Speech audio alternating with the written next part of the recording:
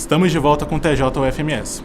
Faleceu nesta segunda-feira, 12 de novembro, Stan Lee, o conhecido roteirista das histórias em quadrinhos da Marvel Comics, aos 95 anos.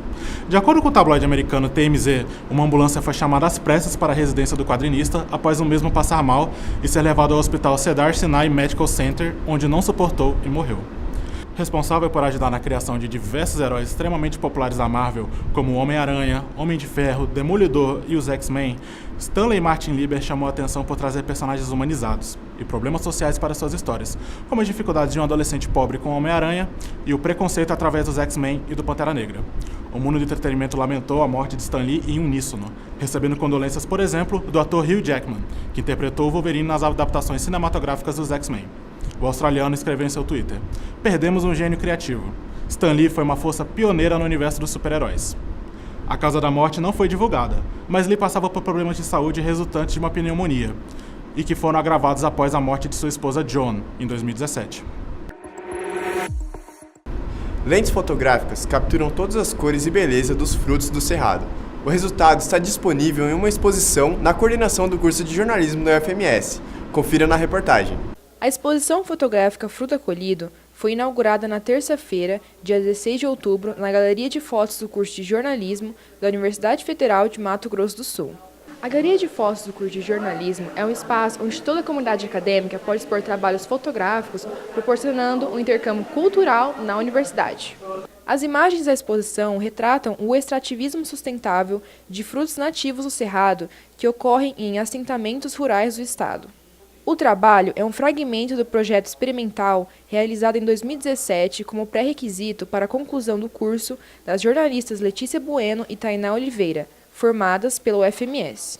No curso a gente achou que seria muito interessante falar sobre a importância desses frutos, não só a importância nutricional, porque são muito ricos nutricionalmente, mas também a importância econômica, porque a renda obtida com o extrativismo sustentável desses frutos ajuda na vida de vários moradores de assentamentos rurais. É importante você trazer o conhecimento desses frutos porque pode ajudar a gerar a economia, pode ajudar a criar um novo mercado. E é importante que as pessoas que estão aqui e as pessoas que estão fora do estado conheçam os frutos que são da nossa terra. Porque a maioria dos frutos que a gente conhece, elas não são do Brasil, elas são importadas. Então é interessante que nós conheçamos frutas e frutos que são tão gostosos quanto os que a gente importa de outros países. A professora responsável pela galeria, Rafaela Pérez, explica que a abertura da exposição dá espaço para os acadêmicos exporem suas produções e é um local de troca de conhecimento entre os alunos e toda a comunidade acadêmica. A ideia é que a gente tenha, além de um espaço de fluxo, um espaço de movimentação, que é um espaço que os alunos utilizam diariamente, que a gente tenha também um espaço de exposição e de compartilhamento das produções acadêmicas. Então a ideia é tirar isso só da escrita, só dos trabalhos produzidos, dos relatórios ou das bancas de defesa dos TCCs ou dos projetos experimentais e trazer isso para a comunidade como um todo, inclusive comunidade externa, mas também para os alunos do próprio jornalismo. Mais uma rodada do Campeonato Brasileiro se acabou, e cada vez mais a competição vai chegando ao seu final, com decisões na parte de cima e de baixo da tabela. Neste último final de semana, ocorreu a 33ª rodada, restando apenas 5 jogos para a definição do vencedor e dos times rebaixados. A Sociedade Esportiva Palmeiras lidera o campeonato com 5 pontos de diferença do segundo colocado, Internacional, e apenas esses times e o Flamengo ainda brigam pelo título. Na parte de baixo da tabela estão Paraná, que já está rebaixado, América Mineiro, Vitória e Chapecoense, que ainda brigam para permanecer na primeira divisão. No quadro Pesquisa em Foco, hoje destacamos um estudo que avalia o crescimento físico e as condições de saúde de crianças terenas. A pesquisa é realizada com crianças que vivem em espaços urbanos, aqui de Campo Grande. Acompanhe. Segundo o último censo demográfico do IBGE, do ano de 2010, Campo Grande é uma das 10 cidades brasileiras com maior aglomeração de indígenas na área urbana. Com o objetivo de avaliar o crescimento físico e as condições de saúde e nutrição das crianças dessas comunidades, é que surgiu a pesquisa base de doutorado da professora Deise Bressan.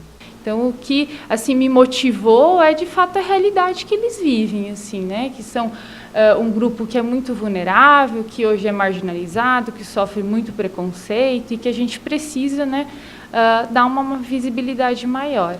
Então, foi isso que motivou, né? E aí, quando eu vim para cá, eu continuei, né, dentro dessa temática.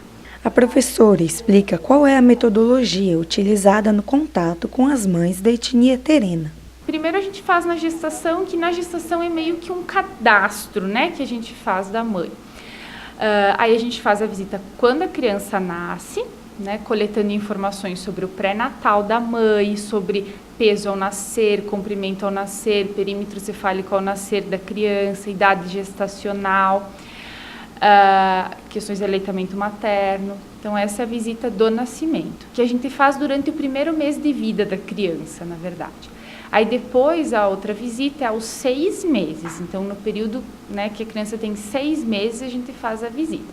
Aí a gente verifica questões de saúde da criança, né, se ela teve alguma intercorrência nesses primeiros 6 meses de vida, verifica as vacinas, verifica se ela fez alguma consulta de acompanhamento na unidade de saúde, e aí a gente registra se tem algum peso dela nesse período. A gente verifica as questões da alimentação complementar e do aleitamento materno, então se já está introduzindo algum alimento, qual alimento é esse, né? E aí a gente faz a antropometria da criança, então a gente pesa ela, verifica o comprimento, verifica o perímetro cefálico, a mãe também, a gente pesa ela. E além disso, na visita de 6, a gente faz o teste sanguíneo de hemoglobina. A gente faz, na verdade, um exame com sangue capilar, né, na pontinha do dedo, a gente faz um furinho e aí a gente tem um aparelho que chama hemoglobinômetro e a gente determina a quantidade de hemoglobina para diagnosticar anemia, né. Aí depois, na visita de 12 meses, é praticamente o mesmo procedimento da de 6, né? A gente faz a antropometria da mãe e da criança, verifica as questões de aleitamento materno e alimentação complementar, verifica como foi a questão da saúde da criança, se teve alguma intercorrência, se precisou ficar internada, por quê, né? Essas questões, e retorna a fazer o teste de hemoglobina para verificar de novo a frequência de anemia, né, que é um dos objetivos específicos, né, do nosso trabalho, é verificar a prevalência de anemia, né, porque a gente sabe que, por exemplo, entre algumas etnias indígenas, a gente chega a ter quase 80% de anemia em crianças entre 6 e 12 meses, né, então é algo que se encontra com muita frequência e que a gente está tentando investigar agora também no estudo. A pesquisa está na segunda etapa, onde são avaliadas crianças de 6 meses de idade. Os resultados obtidos até agora indicam que 40% das mães realizaram o parto por cesárea e 50% não cumpriram o mínimo de consultas de pré-natal recomendadas pelo Ministério da Saúde. Daisy já havia feito pesquisas com povos indígenas e explica como surgiu seu interesse dentro dessa temática. Campo Grande, então, tem uma peculiaridade, né? Nós estamos falando do município, né, de um dos 10 municípios brasileiros que mais tem indígenas vivendo na área urbana. Então, os dados do último censo, que é de 2010, relata que nós temos cerca de 6 mil indígenas vivendo aqui. Tá? Entre esses indígenas, a etnia que mais prevalece são os Terena, né? Então, a partir dessa realidade é que eu tive, então, a ideia de fazer a pesquisa aqui. A professora conta que a quantidade de pesquisas sobre saúde de populações indígenas no Brasil não acompanha o número de etnias e variações linguísticas dos povos.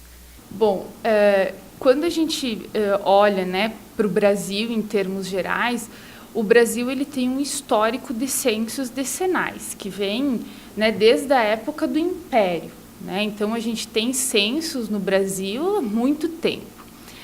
Somente em 1991 é que a gente teve a categoria indígena inserida no quesito raça-cor. E só em 2010, que é o último censo que a gente tem, que foi investigada a etnia e a língua falada, né? Então, acho que, quando eu falo isso, acho que já dá uma ideia, né, de como são as pesquisas com esses povos, né? Então, são pouquíssimos dados que a gente tem. Se a gente for pensar não só no censo, mas em outros inquéritos de saúde que a gente tem no Brasil, a gente tem muitos, né? Se a gente pegar dados, por exemplo, do estado nutricional da população brasileira, a gente tem estudos de base populacional da metade do século XX em diante, com uma periodicidade até, né, bem frequente. Mas isso não contemplava os povos indígenas, né?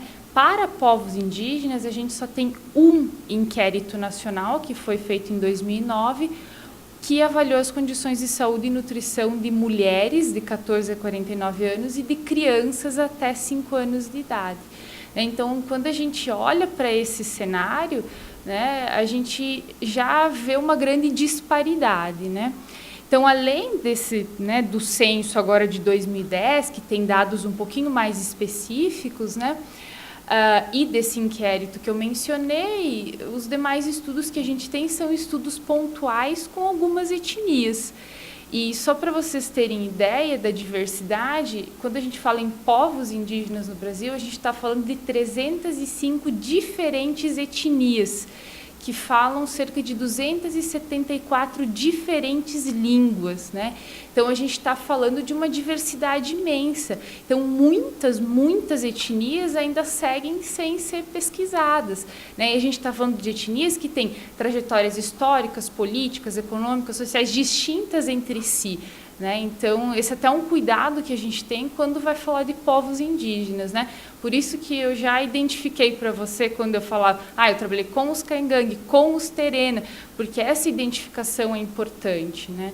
Então, hoje, se a gente pensar em termos de pesquisa, de estudos, a gente precisa que mais pessoas se interessem pelo tema e pesquisem, né?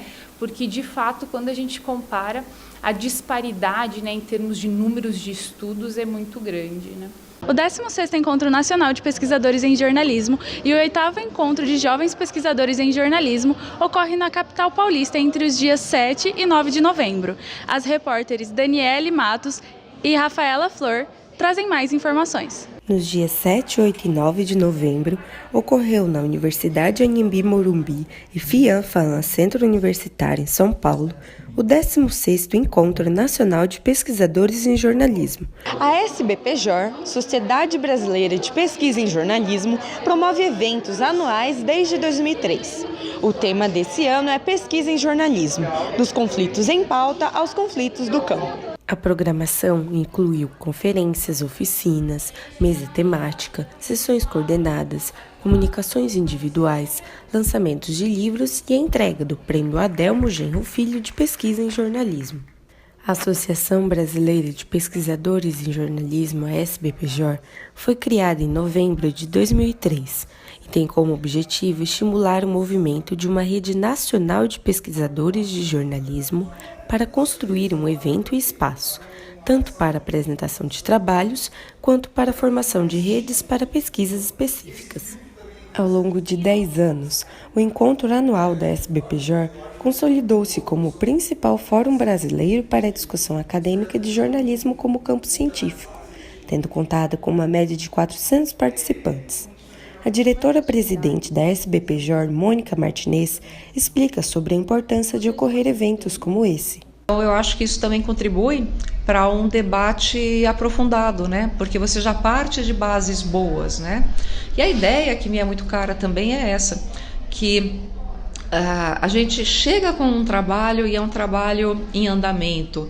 Então, é através assim da colaboração do colega, né, que está ali, que a gente vai ter novas ideias e isso vai aprimorar, vai beneficiar aquele trabalho. Até o ponto de maturidade que ele chega, que ele vira um artigo e aí a gente vai submeter uma revista, né? Não aquele processo de que a gente fecha algo aqui, apresenta e depois ele sairia igualzinho numa revista, né? Não, ele é um trabalho em processo. E essa discussão com os pares, ela é muito bem-vinda, né? Não é para ter medo, é para dialogar mesmo, né? Porque às vezes o outro vê algo que a gente não está vendo, inclusive uma qualidade, né, no nosso trabalho. E mais um TJ do curso de jornalismo da UFMS termina por aqui. Obrigada pela audiência. É isso mesmo, Dandara. E o pessoal pode acompanhar os nossos bastidores pelo Insta e todas as nossas edições no Face do TJ UFMS. Além de conferir este e outros TJs no nosso canal do YouTube. Telejornalismo UFMS. Os endereços aparecem na sua tela. Até o próximo. Tchau!